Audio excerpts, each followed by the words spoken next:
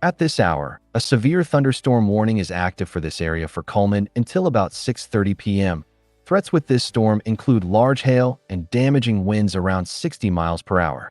Move indoors and stay away from windows. Secure any loose outdoor objects. If you hear loud thunder, you're close enough for lightning to strike. Approximately 87,000 people in the Warren County.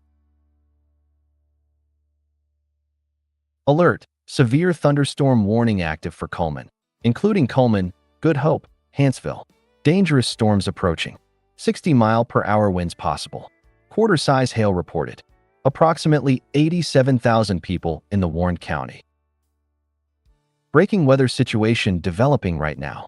A severe thunderstorm warning is the top concern affecting